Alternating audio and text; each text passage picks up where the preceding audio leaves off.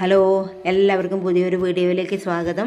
ഞാനിന്നൊരു ചക്കട്ടിരിക്കുന്നത് കൂട്ടാൻ വയ്ക്കാൻ വേണ്ടിയിട്ടായിരുന്നു. അപ്പോൾ അതിൽ നിന്ന് ഞാൻ കുറച്ച് ചുള മാറ്റി വെച്ചു. ഇത് കുറച്ച് വലിയ ചുളയാണ്, അപ്പോൾ ഞാൻ 2 കഷ്ണം 3 കഷ്ണമാക്കിയിട്ട് വെച്ചിട്ടുണ്ട്. ബജ്ജി ഉണ്ടാക്കാനാണ്. അതെങ്ങനെയെന്ന് നോക്കാം.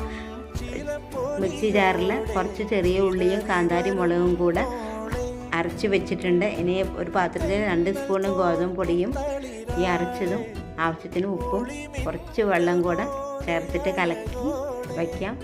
അധികം വെള്ളം ചേർക്കേണ്ട ആവശ്യമില്ല. ഇത് മിക്സിയിലൊക്കെ അരച്ച കാരണം കൊണ്ട് അതിൽ തന്നെ വെള്ളത്തിൻ്റെ ഒരു ഇത് ഉണ്ടാവുകയുണ്ട്. കുറച്ച് വെള്ളം ചേർത്താൽ മതി. പിന്നെ ഇനി ചീഞ്ചട്ടി വെച്ചിട്ട് എണ്ണ ചൂടായിട്ടിരിക്കുന്നുണ്ട്. അപ്പോൾ ഓരോന്നായിട്ട് നമുക്ക് പൊരിച്ചെടുക്കാം. അപ്പോൾ ഇതെല്ലാവരും ട്രൈ ചെയ്ത് നോക്കണം. ചക്കയുടെ കാലമൊക്കെ കഴിയാറായിരിക്കുന്നു.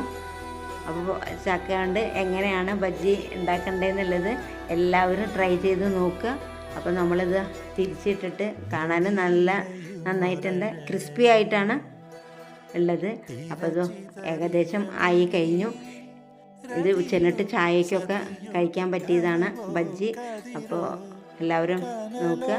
ഇത് പ്ലേറ്റിലേക്ക് ഇനി നമുക്ക് ഒന്നൊന്നായിട്ട് എടുത്ത് മാറ്റി വയ്ക്കാം.